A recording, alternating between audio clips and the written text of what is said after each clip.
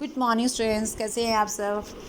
Last video में हमने बात की थी ले ऑफ की कॉम्पनसेशन की और उन कंडीशंस की जब हम ले ऑफ के वजह से कॉम्पनसेशन देने के लिए ज़िम्मेदार यानी लायबल रहते हैं। आज हम कुछ पॉइंट्स करेंगे रिट्रेंचमेंट के बारे में। तो रिट्रेंचमेंट का मतलब क्या है? रिट्रेंचमेंट का मतलब छंटनी, यानी जो हमारे वर्कर्स हैं उनको परमानेंटली जॉब से हटा दिया जाना। लेकिन ये काम आप इसलिए नहीं कर रहे हो कि वर्कर्स ने कोई इनडिसिप्लिन क्रिएट किया या कोई मिसबिहेव किया है। रिट्रेंचमेंट इस वजह से हो रहा है कि आपके पास परमानेंटली काम नहीं है। अब ले ऑफ में तो काम इसलिए नहीं दिया जा रहा कि कभी कभी ऐसी कंडीशन आ जाती हैं, ऐसी परिस्थितियां आ जाती हैं कि हमारे पास काम नहीं होता है। देन उस दिन के लिए हम वर्कर को मना कर देते हैं, लेकिन अगले दिन हमारे पास काम है तो हम उसको काम दे सकते हैं। रिट्रेंचमेंट में क्या होगा? एम्प्लॉयर एम्प्लॉय का रिलेशन परमानेंटली ख़त्म हो जाएगा क्योंकि वर्कर को परमानेंटली काम से हटाया जा रहा है because of some genuine reasons. ठीक है, तो अभी कह रहे हैं कंडीशन क्या है रिट्रेंचमेंट की। एक बात मैं आपको ध्यान देना चाहूँगी, इसका सेक्शन जो है वो 25F है और ये 25F आपको आगे के चैप्टर में बहुत बार डिस्कशन में नज़र आएगा, तो इसको ज़रा आपको ध्यान से देखना है। ठीक है, 25F। अब इसमें क्या कंडीशन है रिट्रेंचमेंट की? रिट्रेंचमेंट के लिए आपको ज़रूरी है कि कोई भी वर्कर जो कॉन्टीन्यूसली सर्व कर रहा है किसी भी इंडस्ट्रियल एस्टेब्लिशमेंट में कम से कम 1 साल से, राइट। तो लास्ट वीडियो में हमने क्लियर किया था कि कॉन्टीन्यूस सर्विस का मतलब क्या है, राइट। तो कॉन्टीन्यूस सर्विस में अगर कोई वर्कर पिछले 1 साल से है, कम से कम 1 साल से है, ऑब्वियसली वो 1 साल से ज़्यादा समय से भी काम कर रहा हो सकता है, लेकिन हमें मिनिमम देखना है, मिनिमम 1 साल ज़रूर वो काम कर रहा हो, तो ऐसा वर्कर रिट्रेंच किया जा सकता है, बट कुछ कंडीशन के साथ। जैसे सबसे पहले तो उसे हमें 1 महीने का नोटिस देना होगा। ठीक है, ये नोटिस वाला जो पॉइंट है बहुत कॉमन है और आप शायद इस चीज़ से फैमिलियर होंगे कि जब भी किसी व्यक्ति को, पर्सन को नौकरी से हटाया जाता है तो उसे कुछ समय पहले नोटिस दिया जाता है कि हम आपको नौकरी से हटाने वाले हैं बिकॉज हमारे पास ये प्रॉब्लम है, राइट। हमें काम, अब हमें लोगों की ज़रूरत नहीं है। आप देखोगे कॉरपोरेट सेक्टर में बहुत बार ऐसा देखा जाता है कि अगर कुछ पर्सन्स की ज़रूरत नहीं है अब उन्हें, तो वो उन्हें 1 महीने का, 2 महीने का, जैसी भी उनकी पॉलिसी होती है उसके अकॉर्डिंगली वो नोटिस देते हैं। लेकिन किसी भी फैक्ट्री में जो प्रोसीजर है वो फैक्ट्री जो हमारा इंडस्ट्रियल डिस्प्यूट एक्ट या जो फैक्ट्री एक्ट है उसके लागू होते हैं। तो यहाँ पर रिट्रेंचमेंट की अगर मैं बात करूँ तो किसी भी पर्सन को फैक्ट्री से, यानी वर्कर को काम पर हटाने से पहले हमें 1 महीने का नोटिस कम से कम उसको देना होगा। अब अगर आप मान लीजिए नोटिस देना भूल जाते हैं और आपको लगता है कि हमें तो अब कल से ही वर्कर को हटाना है, then you will have to pay the salary of 1 month. तो 1 महीने की सैलरी आपको, मतलब इसको 1 महीने की वेजेस, जो भी पूरी उसकी वेजेस बनती थी, जो नॉर्मली वो ले रहा था, वो उसको 1 महीने की वेजेस आपको देनी पड़ेगी। ठीक है, क्लियर हो गया? या तो 1 महीने का नोटिस दीजिए कम से कम, या कम से कम नहीं, 1 महीने का ही नोटिस है इसमें 25F में, या फिर 1 महीने की आपको सैलरी वेजेस देनी होगी। ठीक है, ओके। दूसरा जो पॉइंट है कॉम्पनसेशन क्या बनता है। अब कॉम्पनसेशन का ध्यान रख लीजिए। कॉम्पनसेशन बनेगा जितने भी ईयर उसने यहाँ पर जॉब किया है। मान लीजिए किसी वर्कर ने 25 साल नौकरी की है या 25 साल 8 महीने नौकरी की है, तो अगर 25 साल 8 महीने है तो हम उसको 26 ईयर मान लेंगे, क्योंकि 6 महीने से या ऊपर का जो भी समय होता है उसको हम पूरा 1 ईयर मान लेते हैं अगर वो 6 महीने से ज़्यादा का है। मान लीजिए 25 साल 4 महीने है तो हम इसको 25 ईयर ही मानेंगे। But if there is 25 years 8 months और 6 मंथ्स और 7 मंथ्स और मोर देन 6 मंथ्स, तो आप उसको 26 मान लेंगे। ठीक है, तो अब हर ईयर का 15 दिन का आप टाइम ले लो, यानी अगर 25 साल हैं तो 25 साल के लिए हिसाब से 15 दिन की आपको, यानी कि 12.5, 1 साल का 15 दिन आपको लेना है, तो उसके हिसाब से आपको 15 दिन की एवरेज सैलरी लेकर और 25 से आपको मल्टीप्लाई कर देना है, तो जो भी बनेगा वो उसका कॉम्पनसेशन होगा। फिर से बता रही हूँ, जितने ईयर वो नौकरी पे रहा है उसको कैलकुलेट कीजिए, उसको मल्टीप्लाई करना है आपको 15 डेज़ की एवरेज सैलरी से, वही अमाउंट उसका कॉम्पनसेशन होगा। ये होगा रिट्रेंचमेंट के केस में। ले ऑफ में क्या था? उसको जिस दिन ले ऑफ पे रखा जाता है उस दिन की उसको वेजेस और डियरनेस अलाउंस का आधा यानी 50% दिया जाता है because of lay off, right. ये बात क्लियर होगी। रिट्रेंचमेंट में यहाँ पर आपको 15 दिन की एवरेज सैलरी हर ईयर की लेनी है, ठीक है। तो यानी कि रिट्रेंचमेंट में कॉम्पनसेशन हमारा काफ़ी ज़्यादा होने वाला है।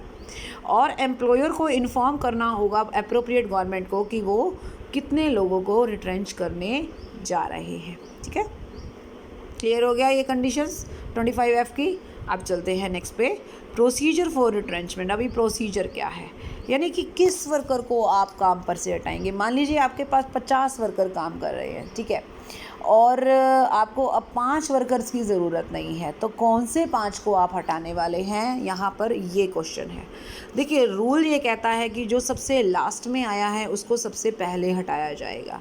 हालांकि हमें सुनने में थोड़ा अजीब लगेगा कि जिस पर्सन ने बेचारे ने मान लीजिए 6 महीने पहले ही ज्वाइन किया है, ठीक है, और अब उसको आप हटा रहे हो, तो उसको तो कुछ मिला ही नहीं ना एक तरह से, वो तो सिर्फ 6 मंथ्स की ही वेजेस ले पाया। जो लोग 20-20, 25-25 साल से काम कर रहे हैं वो तो काफ़ी साल वेजेस ले चुके हैं। अगर उनको हटा दिया जाता तो उतना प्रॉब्लम नहीं आती, नए वर्कर को थोड़ा सा प्रॉब्लम ज़्यादा फेस करनी पड़ेगी। बट ऐसा रूल कहता है कि जो पर्सन लास्ट में आया है उसको पहले हटाया जाएगा। इसका रीज़न ये भी है या लॉजिक ये है कि जो पर्सन 25 साल से आपके पास काम कर रहा है, डेफिनेटली उसकी लॉयल्टी थोड़ी सी उसकी फैक्ट्री, उसकी इंडस्ट्री के साथ बनती है, इसलिए उसको हम पहले नहीं भेजेंगे। हम हमेशा उसी पर्सन को पहले भेजेंगे जो सबसे लास्ट में आया है। So last come first go वाला कॉन्सेप्ट रहेगा, ठीक है। लेकिन जो इंडियन सिटीज़न है वर्क, देखिए ये जो रूल मैं बता रही हूँ ये इंडियन सिटीज़न पे लागू होंगे, ठीक है, ओके। और पर्टिकुलर कैटेगरी ऑफ वर्कमैन पे ही लागू होंगे। वैसे तो देखो रूल ये भी कह रहा है कि एम्प्लॉयर चाहे तो फर्स्ट कम लास्ट गो, यानी कि बात तो वही आ गई ना, जो पहले आया है वो सबसे लास्ट में जाएगा। और मैंने कब बोला लास्ट कम फर्स्ट गो, बात एक ही है, चाहे आप उसे ले लो या दूसरे को ले लो, मतलब यानी कि सेंस सेम है, ठीक है। और इंडियन सिटीज़न पे ही ये बात लागू होगी, ये प्रोसीजर इंडियन सिटीज़न पे लागू होगा। ऐसा क्या पॉसिबल है कि हम इस रूल को रिवर्स कर दें, मतलब जो लास्ट में आया उसको रख ले और जो पहले आया उसको जाने दे? ऐसा सिर्फ वैलिड रीज़न की वजह से तो हो सकता है। अभी वैलिड रीज़न हमारा क्या हो सकता है, या फिर वो पर्सन सिटीज़न ऑफ इंडिया ना हो, उस पर ये बात अप्लाई कर सकते हैं। अच्छा, वैलिड रीज़न की अगर मैं बात करूँ तो वैलिड रीज़न हो सकता है कि मान लीजिए जो बाद में आया था, जिसको सिर्फ 6 ही महीने हो गए मान लीजिए यहाँ जॉब करते हुए, आप उसको अभी भी रखना चाह रहे हो, कारण कि जो पर्सन अब आया है उसमें बहुत बढ़िया स्किल्स हैं जो आपके पुराने लोगों में उतने नहीं हैं, राइट। तो कुछ स्पेसिफिक स्किल्स के लिए आप उसको अभी भी कंटिन्यू करना चाहते हो और उसकी जगह आप पुराने लोगों को निकालना चाहते हो। तो this is your valid reason, you can express your reasons. अगर आपको जब रीज़न देने हैं रिट्रेंचमेंट के कि आपने ऐसा क्यों किया, then you will have to explain this thing, right. Clear होगी ये बात। तो हम ऐसा भी कर सकते हैं कि हम उन एम्प्लॉयज़ को रिटेन कर सकते हैं, रख सकते हैं जो बाद में आए हैं, और जो पहले आए थे उनको हम शायद रिट्रेंच कर सकते हैं, लेकिन सम पर्टिकुलर कंडीशन में, ठीक है, ओके। अगर किसी वर्कर को गलत तरीके से इम्प्रॉपरली रिट्रेंच किया गया है, मान लीजिए रूल के अगेंस्ट किया गया है और आपके पास कोई वैलिड रीज़न भी नहीं है, तो उस वर्कर के पास पूरा अधिकार है कि वो अपनी नौकरी वापस प्राप्त कर सकता है, चाहे उसकी जगह हमने किसी और को भी क्यों ना रख लिया हो। वैसे तो देखा जाए रिट्रेंच का मतलब क्या आता है, रिट्रेंचमेंट हमने क्यों किया, क्योंकि हमारे पास परमानेंटली काम नहीं था। अगर परमानेंटली काम नहीं था तो हमने उसको हटा के किसी और को रखने का तो मतलब नहीं है ना। लेकिन अगर आपने उसको चालाकी से हटा दिया, आप चाहते थे उसको तंग करना, परेशान करना, और आपने उसको हटा दिया, तो आपने उसको जगह दूसरा लगा लिया, तो चाहे आपने ऐसा कर लिया हो तो भी पुराने वर्कर को अपनी नौकरी वापस पर लेने का जो है अधिकार है, वो कोर्ट में जा सकता है और इसके खिलाफ एक्शन ले सकता है। तो this was the procedure for retrenchment. Now next point is री एम्प्लॉयमेंट ऑफ रिट्रेंच वर्कमैन। मतलब क्या है, आपको रिट्रेंच जो वर्कर हमने मान लीजिए 5 वर्कर को हमने हटा दिया था, ठीक है, अब आपके पास वो जॉब फिर से आ गया, मतलब अब आपके पास काम फिर से बढ़ गया और आप अब फिर से वर्कर्स को लगाना चाह रहे हो, आप 10 वर्कर को और लगाना चाह रहे हो। तो सबसे पहला मौका आपको उन 5 वर्कर को देना होगा, मान लीजिए आपको नए 3 वर्कर लगाने हैं, तो भी आपको उन 5 में से वही वाली बात है, जो ज़्यादा टाइम आपके पास रहा था उसको आप पहले बुलाओगे, और जो कम टाइम रहा था उसको अभी आप नहीं बुला सकते, क्योंकि आपको तो कम वर्कर्स की ज़रूरत है ना। तो रीएम्प्लॉयमेंट का मतलब होता है कि जब भी आपके पास काम आया, right, and you want to reemploy the new persons, तो सबसे पहले आपको पुराने रिट्रेंच्ड एम्प्लॉयज़ को आप वापस आने का अधिकार देना होगा। हाँ, अगर वो कहीं और नौकरी कर चुके हैं, कहीं और उन्होंने काम देख लिया है और वो वहाँ कर रहे हैं and they are satisfied, they don't want to come, तो आप ज़बरदस्ती तो नहीं करेंगे ना, ऑब्वियसली फिर आप कुछ और लोगों को काम पर लगा सकते हैं। ठीक है, नेक्स्ट पॉइंट जो हमारा है that is prohibition on lay off. अभी हम थोड़ा सा नहीं, मैं ले ऑफ के बजाय पहले मैं थोड़ा सा रिट्रेंचमेंट पे जाऊंगी, क्योंकि हमारा ये टॉपिक रिट्रेंचमेंट से ही रिलेटेड है। रिट्रेंचमेंट की कंडीशन क्या है, अभी आप ये देखोगे कि यही सेम टॉपिक हमारा अभी थोड़ी देर पहले आया था। This is condition precedent to retrenchment of workman. ठीक है, और यहाँ पर फिर से वही टॉपिक आया। अब आपको लगेगा कि सेम टॉपिक कैसे है, बट वहाँ पर सेक्शन था 25F और ये है हमारा 25N। आप इसका सेक्शन चेक कर सकते हैं, N है। तो अभी दोनों में फ़र्क क्या है, पहले मैं मोटे तौर पर इनका डिफरेंस समझाती हूँ। जो 25F है, जो हमने पहले किया है, वो उन परिस्थितियों में लागू होगा जिस इंडस्ट्री में 50 से कम वर्कर काम कर रहे हैं किसी भी ईयर में। मतलब क्या है, वो जो 50 से नीचे वर्कर्स जिस इंडस्ट्री में या फैक्ट्री में काम कर रहे हैं, वो कंडीशन उन लोगों के लिए है। ये जो 25N है, ये उन लोगों के लिए है या उस इंडस्ट्री के लिए है जिसमें कम से कम 100 वर्कर काम कर रहे हैं पिछले ईयर में जिसकी आप बात कर रहे हैं, और उस ईयर में अगर एक दिन भी उस फैक्ट्री में 100 वर्कर ने काम किया होगा तो ये 25N के अंडर आएंगे, 25F में नहीं आएंगे। ठीक है, चलिए जी, अब ये कंडीशन क्या कहती हैं। उसमें क्या था, हमने 1 मंथ नोटिस दिया था, राइट। यहाँ पर हमें 3 मंथ्स नोटिस देना है। तो अगर 3 महीने का नोटिस नहीं दिया तो आपको 3 महीने की सैलरी देनी पड़ेगी। ये डिफरेंस आपको क्लियर समझ में आ गया। वहाँ पर आपको 1 मंथ का नोटिस देना था, यहाँ आपको 3 मंथ्स का नोटिस देना है। दूसरी बात, ऐसे ही आप किसी वर्कर को काम पर से नहीं हटा सकते। उसके लिए 25N में अगर आप हैं, 100 वर्कर्स वाली कंडीशन है, तो you will have to get the prior permission of appropriate government. अगर आपको ये लग रहा है कि आप रिट्रेंच करना चाह रहे हो, बट आपके पास वैलिड रीज़न भी है, then but before all this procedure you will have to get the permission of appropriate government. तो एप्रोप्रिएट गवर्नमेंट जो भी है उस, या फिर जो भी स्पेसिफिक अथॉरिटी है, उसको आप बाकायदा लिखोगे, एक एप्लीकेशन डालोगे कि हमें इतने वर्कर को हटाना है और ये वैलिड रीज़न है, तो आपको वो बताने पड़ेंगे। अभी मैंने कई पॉइंट्स के आगे सेम लिखा है, उसका बता देती हूँ रीज़न क्या है।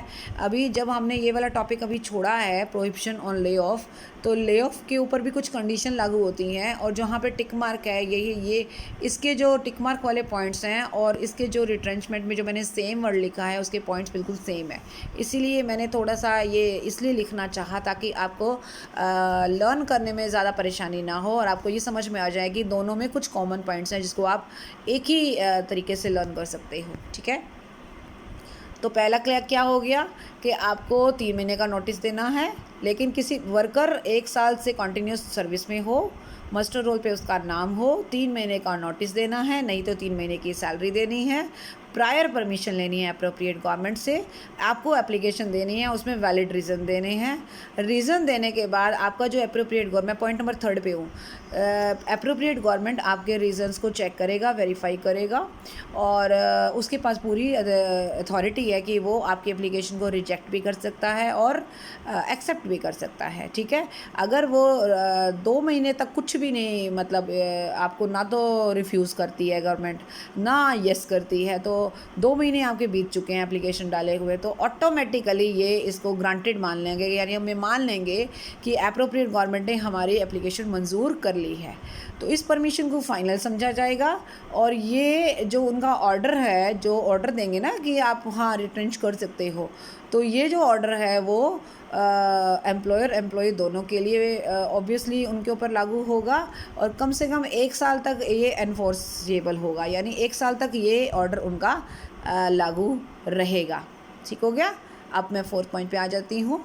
फोर्थ पॉइंट क्या कह रहा है, अप्रोप्रिएट गवर्नमेंट या जो भी स्पेसिफिक अथॉरिटी है, अगर उन्हें ये लगे कि जो ऑर्डर उन्होंने दिया है, चाहे वो रिफ्यूज़ करने का है या फिर उन्होंने एक्सेप्ट किया है, अगर वो अपने ही दिए हुए ऑर्डर के रिव्यू करना चाहते हैं, अब मान लीजिए वो खुद से भी कर सकते हैं, या अगर एम्प्लॉयर ने या किसी भी वर्कर ने एप्लीकेशन डाली है कि आप इस ऑर्डर को एक बार दोबारा से देखिए, तो ऑब्वियसली अप्रोप्रिएट गवर्नमेंट ऐसा कर सकती है। इसके लिए वो इस को खुद भी रिव्यू कर सकती है या फिर इस पूरे मसले को, पूरे मैटर को किसी ट्रिब्यूनल के आगे दे सकते हैं कि आप चेक कीजिए कि जो ऑर्डर दिया गया है वो ठीक है और क्या हमें वापस लेना चाहिए, विड्रॉ करना चाहिए। तो 30 दिन का उनके पास टाइम होता है ट्रिब्यूनल के पास डिसीज़न लेने का। 30 दिन के बाद जो भी डिसीज़न होगा वो फाइनल समझा जाएगा। ठीक है।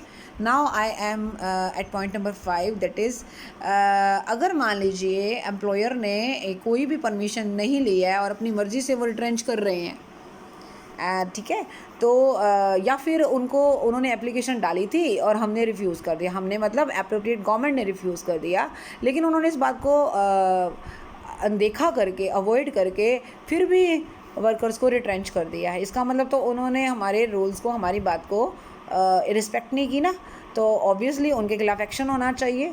तो उनका जो रिट्रेंचमेंट है वो इलीगल माना जाएगा और जिन वर्कर्स को काम पर हटाया गया है उनको वो सारे बेनिफिट्स मिलेंगे जो बेनिफिट्स वो तब ले रहे थे जब वो जॉब में थे।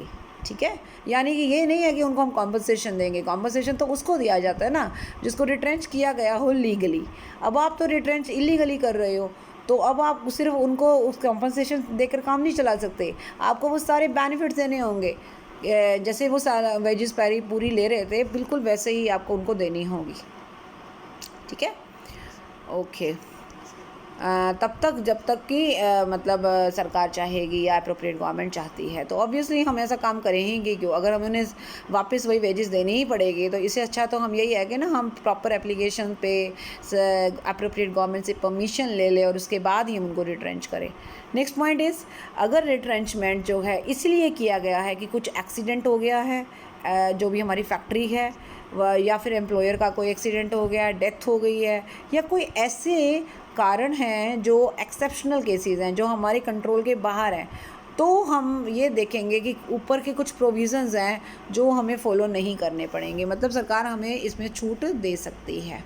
ठीक है, एंड नेक्स्ट वन इज़, जहाँ पर परमिशन जो है वो मिल गई, मतलब हाँ आप रिट्रेंच कर सकते हो, तो फिर वही वाली बात जो मैंने आपको बताई है, 15 days average salary for each completed year of service, right. 6 month से ऊपर को पूरा ईयर ले लेना है, वही उस वर्कर का रिट्रेंचमेंट का कॉम्पनसेशन माना जाएगा।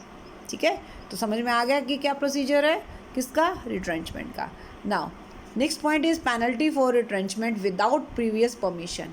मान लीजिए अगर आपने रिट्रेंचमेंट बिना परमिशन के दे दिया, मतलब आपने लोगों को काम पर से हटा दिया और आपने परमिशन नहीं ली या परमिशन मिली नहीं आपको, तो याद रखिए एम्प्लॉयर को 1 महीने की जेल और 1000 रुपये का पेनल्टी हो सकता है, दोनों भी हो सकते हैं। ठीक है, तो इस टॉपिक में आपको समझ में आया कि हम रिट्रेंचमेंट जो है किस तरीके से करेंगे, और 2 सेक्शन बड़े इंपॉर्टेंट थे, 25F और 25N। 25F में 1 month नोटिस, 25N में 3 months नोटिस।